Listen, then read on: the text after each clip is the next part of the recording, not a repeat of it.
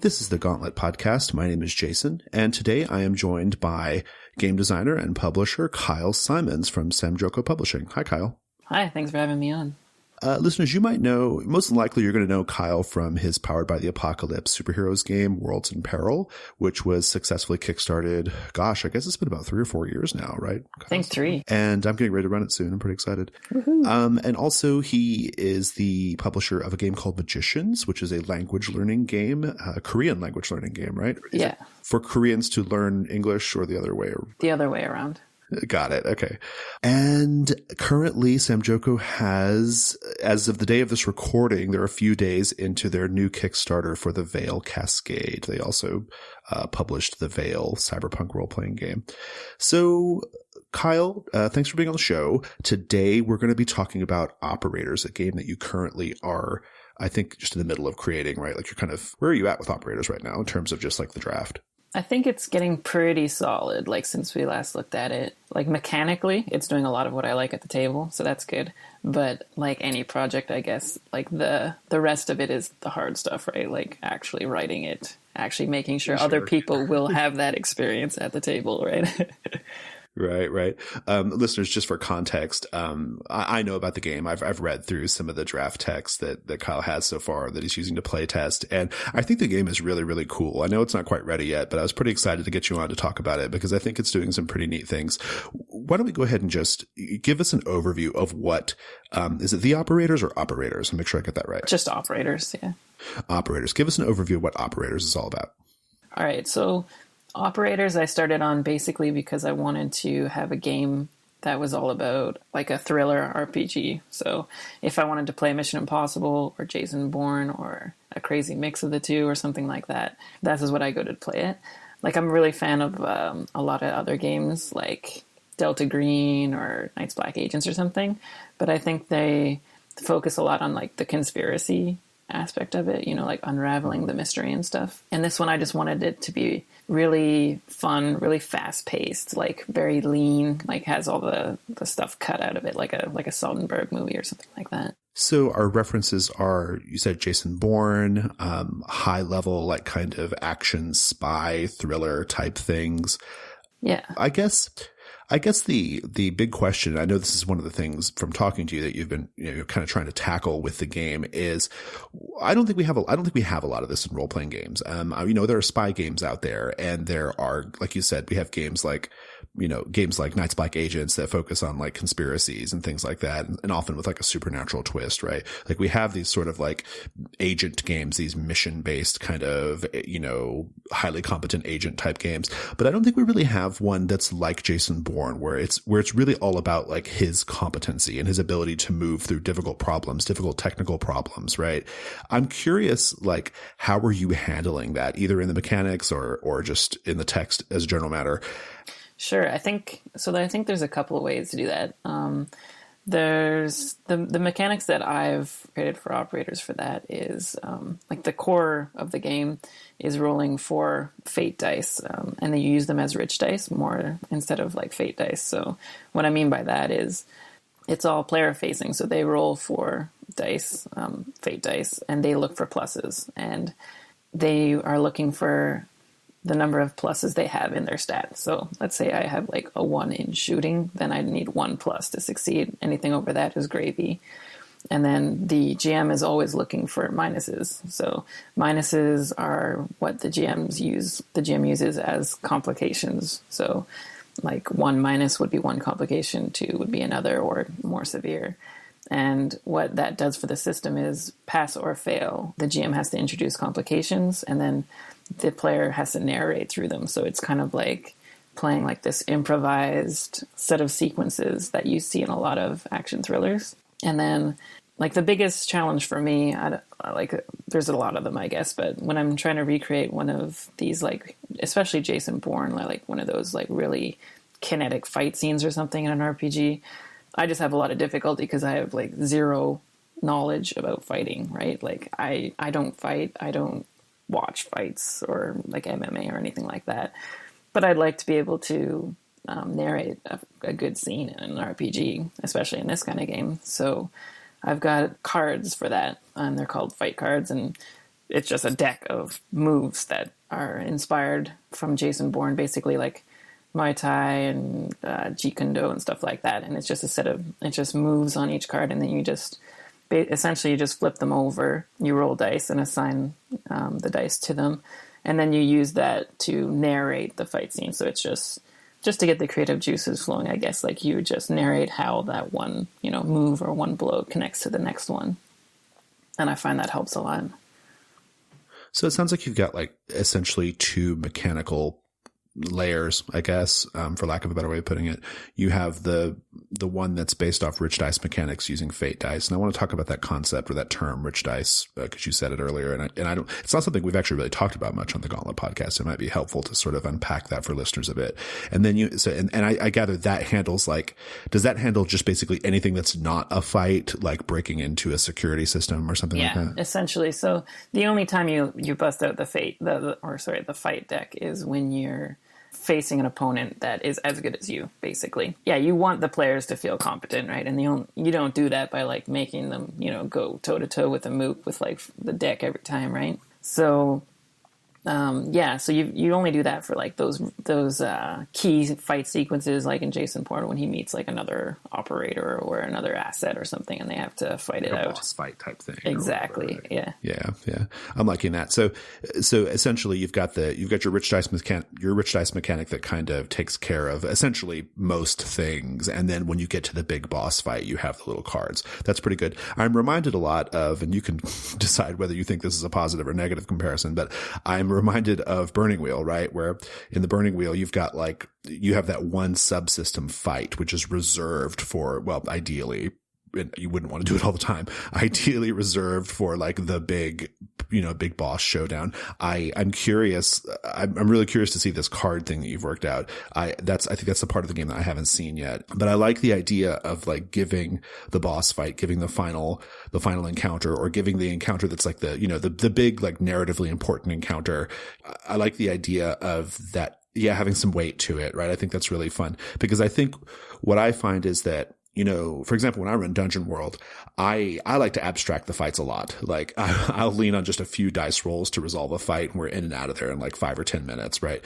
But and even like a bigger fight, like sometimes even in a bigger fight, like I make it really super deadly, but it's still pretty summary. It's like, okay, this is really deadly. It could go bad really quickly, but at the end of the day, we're kind of, we're not going to spend too much time on this. And I find that generally it's satisfying, but sometimes it would be, more satisfying for it to have a little bit more like mechanical prominence, I guess. And I think finding that balance between, making it mechanically interesting, but also not bogging things down is a really interesting trick. Yeah. So I'll be curious to see how that goes. Let's talk about rich dice mechanics. That is something that the only game I can think of where I know that's a thing that happens a lot, or that's a aspect of it, is that new Star Wars game. It's not new anymore, I guess, but the Fantasy Flight Star Wars game. Is that what we're talking about when we say rich dice mechanics? That's what I'm talking about. So hopefully we're both, what everyone else is talking about as well. Right. Yeah. Yeah. I mean, the idea that the results aren't like we're not looking for like numerical results as much as we're saying that the face on the dice like means something narratively. Is that kind of like, that's kind of my definition of rich dice mechanics? Yeah. Yeah, pretty much. Like I really like the Star Wars game, and that's pretty much what inspired it, I'd say. But I felt like there was a bit of a missed opportunity there, especially coming from a lot of, Apocalypse World, PBTA stuff, of not having it face both ways, right? Because if you've got rich dice and you've got so much there that you can, draw inspiration from, then why isn't the GM, the MC facing stuff there as well, right? Like, why are we rolling so many times? So that's what I wanted to capture with this. And then in those thriller movies, like whether we're talking about Jason Bourne or Mission Impossible or, a Tom Clancy novel or whatever, most of the time what they do is they've got a plan, they go in and it kind of goes to shit and they've got to improvise, right? So that's what I wanted to do with those dice. So whether they succeed or fail, they've got complications, and then they've got to narrate past them and think on their feet, and it keeps everyone on their toes, and it's a lot of fun. Cool. Awesome. I'm into that. So I really want to unpack this for listeners a little bit because I think it's super interesting. And I know that this system that you've developed for operators is something that, that I know you're interested in continuing to explore in other like settings and contexts, which I think is super interesting. So by way of like example, I am breaking into a secure facility, and maybe that means having to go through let's keep it on a really granular level. I have to go through this locked door, this like secure locked door that has like an electronic, system that keeps it locked or whatever. Right. And so I roll my dice, and essentially I just use my pluses to move through the scene. And then you use your minuses as the GM to basically tell me how it's like a little complicated or what, like, kind of basically adds complications in. So I could use a plus to like say, okay, well, I'm getting past the door. Like I know the code, or I figured out the biometric thing or whatever, and I'm in. And then you use a minus to say, oh, but there's a guard on the other side or something like that. Right. Exactly. Yeah. So, it should still be within the intent. And then what you've got, like in the beginning, like when the dice roll, you already know whether you're going to pass or fail, but you still got to be on your feet because the GM could introduce whatever complication they want, right? So it could be a GM or a guard on the other side, or it could be someone, catches you doing it, or like you see someone down the hall, catch a glimpse. And I find what helps with that is having like kind of, it's usually implied in what the task they're doing is, but like an adverb of some kind, right? Like obviously they're trying to be stealthy, or they're trying to distract someone, or they're trying to be brutal in a fight or whatever. So you can use pluses for extra effect as well. So if you've already succeeded, okay, right? So you've got your threshold. So I've got 1 in shooting. I only need 1 plus. Anything above that is like gravy, right? So that's what I can petition the GM for, like extra effects or something. Like if I'm trying to be stealthy, maybe I, not only get past the guard or something, but I'm able to, set up something for teamwork with another player or something like that. And then the GM is more focused on introducing complications. But if you've succeeded as a player, all you have to do is narrate past them, right? We're not going to roll dice again because there's a new complication or a new task to perform. It's just, you just keep riffing off of that. Awesome. Cool. That sounds really fun.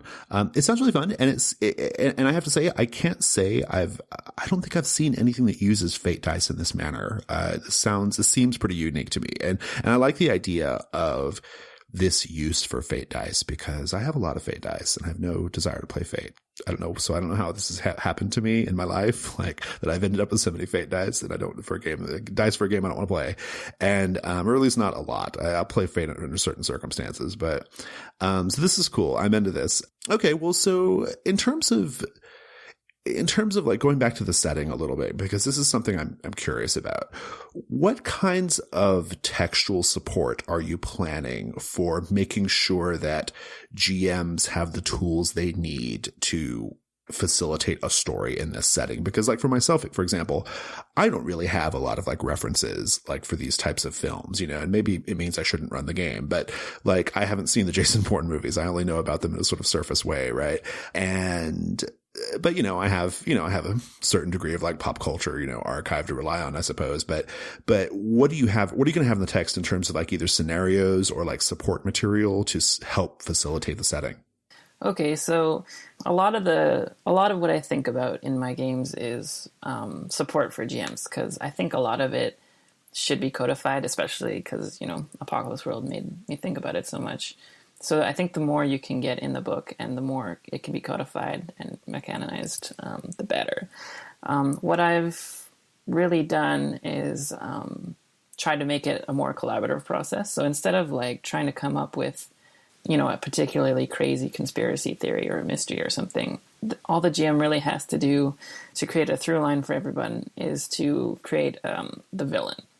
So it works a lot similarly to fronts, I would say. Like, so you've got like your villain and you've got what they're setting out to do. And because it's a thriller, it's high stakes and it's going to affect the players. And then once you've got that, the rest is a lot more collaborative. So what you do is every player, the players including the GM, actually brings pictures to the table if you're playing face-to-face, or, even easier if you're playing on Hangouts. What you do is you bring a set of pictures, and you've got You've got one set for like larger aerial shots kind of thing to support that we're kind of creating a movie together, basically, right? So you got your aerial shots saying like, hey, you're in this country now, right? Like this is Paris because you can see the Eiffel Tower here, right? And then you've got another picture which is showing a specific location where the scene is going to take place. So, you know, it could be like some dark alley, or it could be like a club, or, you know, just inspirational pictures, and that are just on the table. Then the GM, when they need to move from scene to scene, basically you move from player to player for spotlight time, and then you get that player to choose what looks cool to them. And then retroactively, you say how you get there, basically. So instead of us doing like I've got to get to London, so let's get like a fake ID and we'll try to cross the border, and then the session becomes about crossing the border.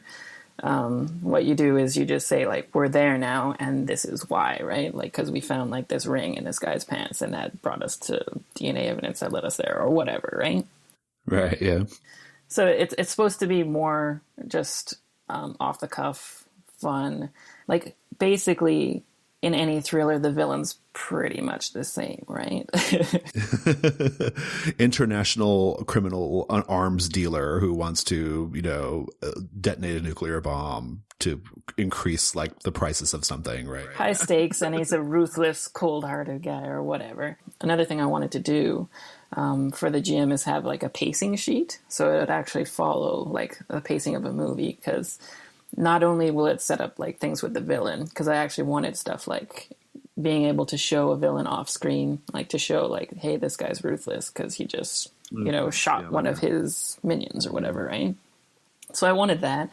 And I think with the pacing sheet, we've got, I'm able to have like that structure there too, because the players, the protagonists, they also have these things called specials, which are basically their background info about the character that are fictional positioning. So say like they had training as a SEAL, which means they can, you know, breathe underwater for 3 minutes and they can tie knots and infiltrate boats or whatever, right? Sure. We have to have setup for that first. So like if my player can read lips, we need to introduce that special first. And part of the pacing sheet is everyone gets an introductory scene where they get to introduce their special. So if we started media res with a mission or whatever, that would be their chance to show like, my guy's really good at lip reading, my guy's really good at underwater demolitions, whatever, right? So now we know they can do that, and then in the future, they're able to do those specials. I like that. That's cool. I think that's really neat. I'm always a big fan of any game that has baked into its rules, and there aren't many games, actually. But I'm a fan of this idea of having baked into the rules the ability to show things that are not within the perception of the player characters, right? That very like cinematic kind of storytelling, like either through vignettes or through cutaways or whatever. Like I'm really into that. I incorporate that into all my play, even for games that don't like have that explicitly in their rules in terms of scene framing. I do it anyway. And I like it. I'm just a huge fan of it as a technique. I think it just adds so much more richness to the story, and it also sends a certain message, I feel like, to the table of ultimately we're here to sit down together and tell a story together and create a story together, you know. And yeah, I'm into that. I'm into that more cinematic mode. I just got finished talking to Todd Crapper about High Plains Samurai, which has tons of stuff like that, right? Like I feel like it's a technique we're seeing more and more, and I'm really, really into it. Yeah, and especially for this, right? Because we're emphasizing, basically we're drawing mostly from that media, right? Cinematography and like from movies. So I think the more you can get it to feel like that movie, which is why I wanted the pictures too, like the aerial shot, right? Like you slap down like, you know, Paris, and then you slap down like this alley, and then we're there kind of thing, right? Right, yeah. Yeah, so I really wanted stuff that emphasized and made the players think about it in terms of a movie, as well as, you know, not just from, you know, the reactive player mode. Awesome. Well, so Kyle, a more like sort of zoomed out question, I guess, or even a more abstract question, possibly. Why is this game exciting to you, and why do you think people are going to love it? Well, what's exciting for me is being able to, you know, take that experience on the screen and get it into a game, because like the big one for me is like when I try to run one of these games, like I said, the big issue for me is I just don't know a lot about it. I do now because I've been doing research for like months about it, but at the time I didn't. And the bigger issue is that the players don't see it. So what I'm hoping to do is to like have this communal knowledge, I guess, that would be in the book, and then people can use it as they like. You know, if you want to do Mission Impossible style, and you know, I just pull out this thing and it, you know, decodes the door and opens it for me, that's cool too. But what's really interesting for me too is also being able to talk somewhat intelligently, and like that's like the hard part about it. Like you don't want it to be too granular, and I don't want my game to be also a textbook on how to lockpick or something, right? But but I do want it to be just enough so that people can, when I say I picked the lock and I say how I do it, that everyone can be on the same page, like we're all seeing the same thing in our movie, right? So that's a big thing for me. And what excites me the most is probably the fight scenes and the chase scenes, because I talked about the fight scenes already, and those are things like, you know, you string together a set of moves. And what really excites me about that is, like you said, with Burning Wheel, it does draw on that because that's essentially what you do. But what's nice about this is that, for one, it's just player facing, right? So you just draw 4 cards, you roll the dice, and that determines the fight. And you don't have to look at a chart to find out, like, you know, if I'm long range or anything like that, right? Right. So it's very quick, it's very fast paced, and the only person that needs to narrate is the player who drew the cards, right? So it's all just, you know, you look at it, you play it out, and you're good. And that also, the player's narrating their opponent as well at the same time. So it's just very quick as well, which is very important, I think, in a thriller, right?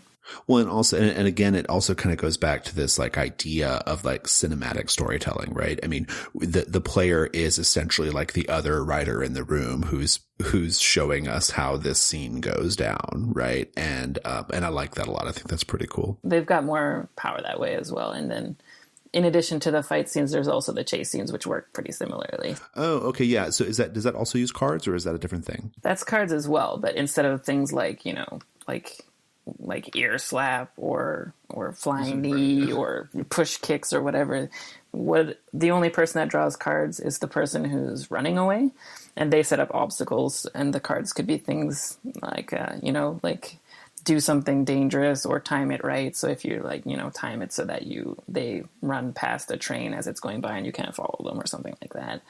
And then the pursuer rolls the dice, and then they're the one who's trying to, if they get pluses, basically, essentially they narrate past it. Minuses hold them back, and then there's the threshold of catching them or not kind of thing.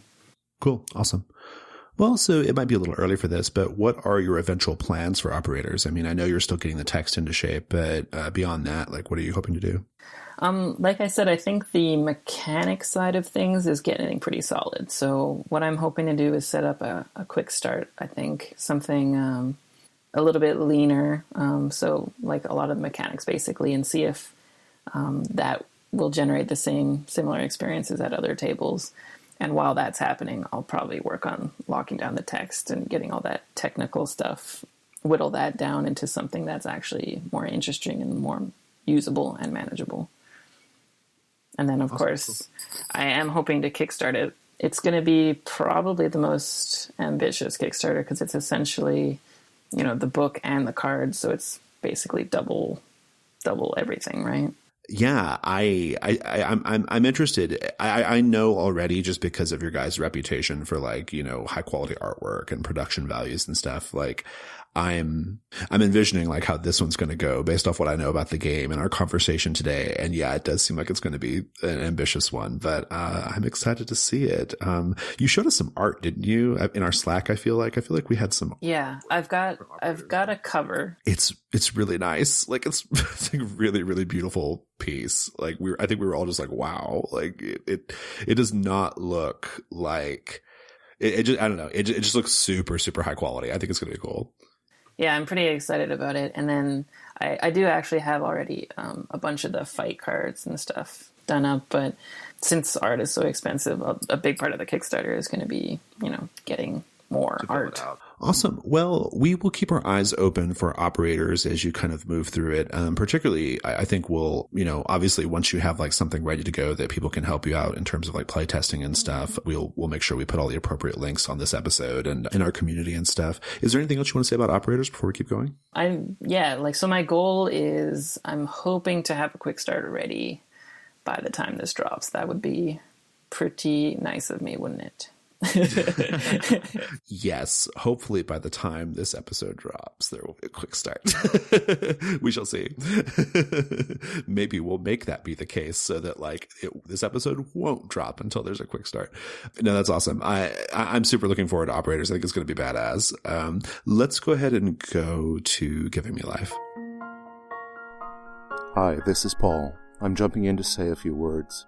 Last weekend was the first ever Gauntlet Con online gaming convention, and just wow.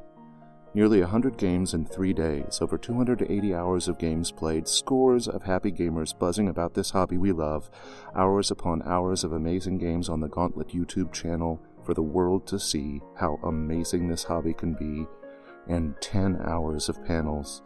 Thank you to our wonderful GMs and guests. Thank you to the exuberant, giving, and helpful players who joined us this weekend.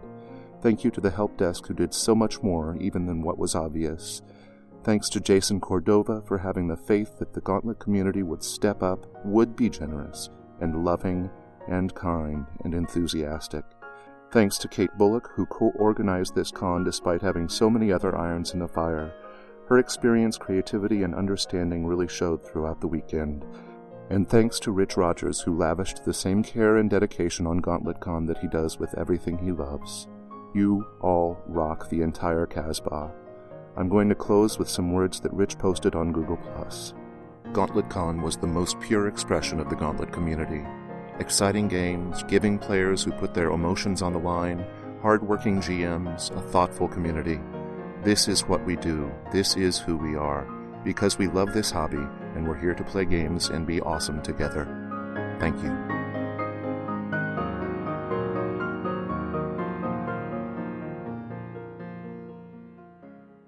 It's Giving Me Life. So, Kyle, this is the portion of the show where we talk about something not necessarily related to role-playing games, though it can be, something that's presently inspiring us or giving us joy. And I'm going to go first. So mine's a real quick thing. As of the day of this recording, which is probably going to be somewhat in the past of when this episode releases, we have going on in our Slack right now, we have a channel called Wind on the Path. And what it is we have this game that was written for Codex. It's in Codex Iron, and it's called Wind on the Path. It's a samurai dueling game. I've talked about it before. We have it set up in our Slack to where we're basically having duels like between people in our Slack. And one of our community members, Dylan, he created this really great set of tools. There's like a Google form that matches up with a Google sheet where you can basically always keep your samurai updated. And whenever you're ready to have a duel with another samurai, you can like check your opponent's stats and all the different things they have revealed about their samurai and kind of do that. Last night, Will and I had our first like Hangouts duel. It was pretty fast. Like the game plays pretty quickly, and it was really great. It was cool, and I like that we're able to go back and like look at the progress of all the other samurai that are currently on the path right now. And it's really neat. I really love it. It's a great way. The game was originally designed for like convention play. Like you would encounter other players at conventions who are also doing Wind on the Path, but we've managed to make it work for online play, and it's really dope. I'm super into it. Is that does he have those set of tools available like in the community as well, or is it like... Yeah, I think by the time this episode drops, we will have announced something and made something available for folks. But as of the day of this recording, we're still kind of like working the kinks out on the Google sheet and stuff, because it's got a lot of like really sophisticated cells that do things, and we just want to make sure it all kind of works great before we put it out there. So. Awesome. Kyle, what's giving you life? For me, I've been reading, as you might expect, a lot of like spy thriller fiction, especially in comic form, because for operators, what I actually want to do for the art is have like photos, so like stock photo kind of things, but edited in such a way that it's, action movie stuff. And what I do for inspiration for that is I read a whole, like all the spy thriller fiction I can in comic form, and I'll like take shots of it on my phone for inspiration of like shots I can put in the book of, people stealing things or people doing action things and that kind of stuff. So it's a lot of fun. And I recently picked up the oversized hardcover of Velvet by Ed Brubaker, which is absolutely amazing. So I think most of my phone and the artwork on it is just, shots from Velvet. What's Velvet about? Velvet's about, it's basically James Bond, if James Bond was aging and a secretary. So basically the main character starts out as this secretary, and there's like this murder mystery that breaks, and then it's revealed that she's not actually a secretary. She's like the hottest agent that ever was, but she was just on desk duty as like a favor kind of thing. And then she just starts kicking everyone's ass. So it's pretty amazing. Awesome. Sounds cool. Well, great. Kyle, thanks so much for being on the Gauntlet podcast. Thanks for having me. And where can we find you on social media? The best place is probably going to be Google Plus for sure. So just Kyle Simon's on there. I do have a Twitter, but it's basically just a list of Kyle backed this on Kickstarter. So awesome. Well, thanks again. And listeners, that's our show. If you want to get in touch with us, I recommend going to our website, gauntlet-rpg.com. You'll find links to all the various things we do in the Gauntlet, including podcasts and our zine codex. We have a G Plus community, I should say. If you go to the community section of G Plus and search for the Gauntlet, you'll find us there. And if you like what we do and you want to give us some support, in monetary support, that is, go to patreon.com/gauntlet. Thanks again, Kyle, and listeners, thanks for tuning in.